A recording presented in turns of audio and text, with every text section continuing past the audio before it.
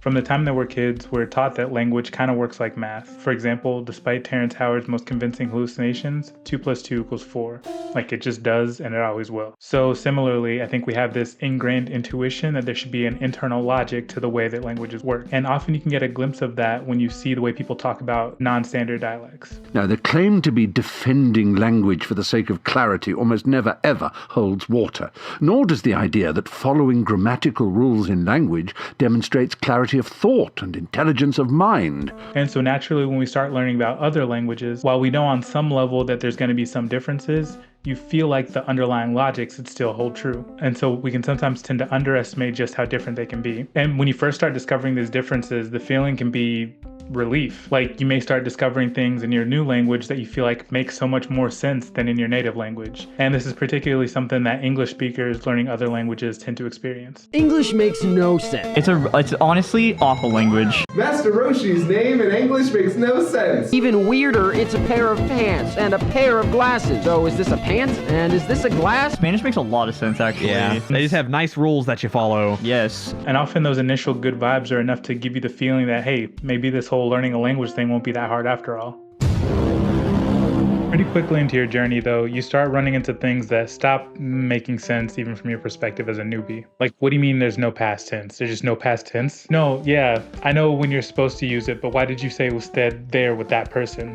No, you did. I specifically heard you say it. Okay, what even is the subjunctive and why are y'all so obsessed with it? And as demonstrated, depending on your personality type, there can be a certain feeling of frustration or anger that comes with running into these hard to understand concepts. And much like a toddler exploring its newfound ability to pose questions, you're gonna find yourself asking, why? And unfortunately, that question why can lead to even more frustration because often natives aren't equipped to answer. They have such an intuitive understanding of how the language works that a why question doesn't really make sense to them. So what's the solution to this frustration? Well, one approach that's helped me is translating. Now, I should say that when it comes to learning new vocabulary, translating as little as possible is the typical recommended scientific linguistic approach. Because, as I mentioned in a previous video that nobody watched, each word that we know is connected to tons and tons of other words based on its sounds or words that you find in association with it. And since that network is going to be unique for each language, when you just learn vocabulary by translating it into your native language,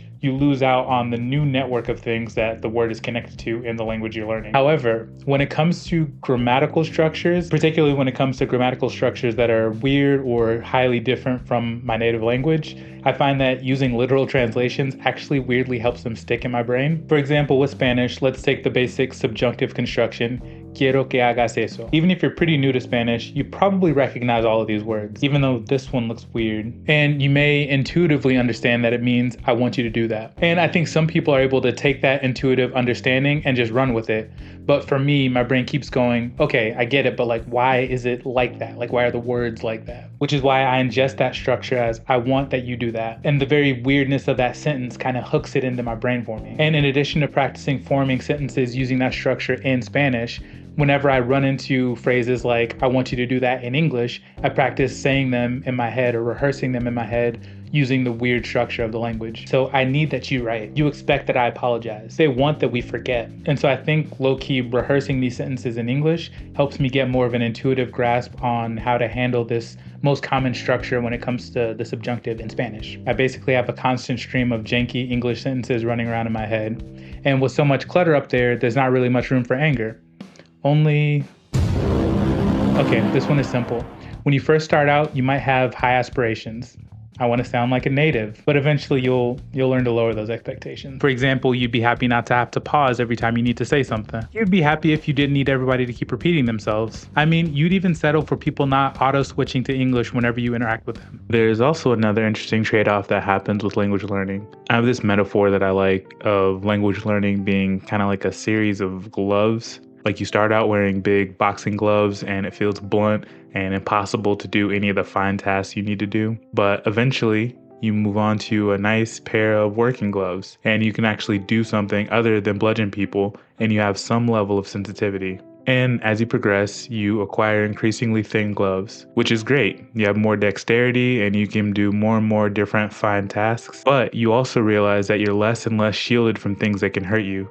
A Snyder mark here, somebody cursing you out in traffic.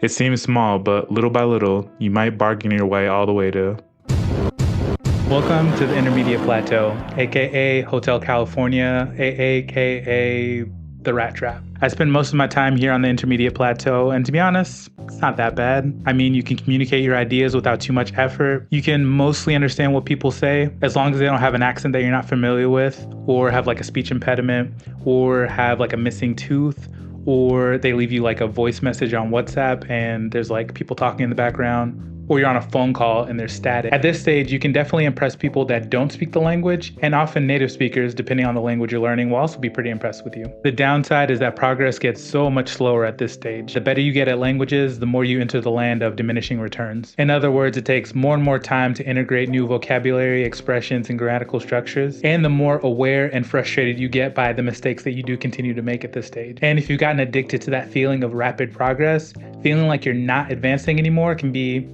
a little bit depressing. But if you keep going, you can get to. So I know I made it seem like these stages are steps that you go through to get to acceptance, but the real acceptance is understanding that having a new language in your life will mean experiencing all of these at various times and often all at once. But while I'm not a big Sapir-Whorf hypothesis guy myself, I think that having this new language necessarily exposes you to a new perspective on life by virtue of your contact with this new culture. And I think that's pretty neat. But it can also be frustrating, which brings us back to stage 4. Back to the roll. 3, 2, 1, hands up, roll it.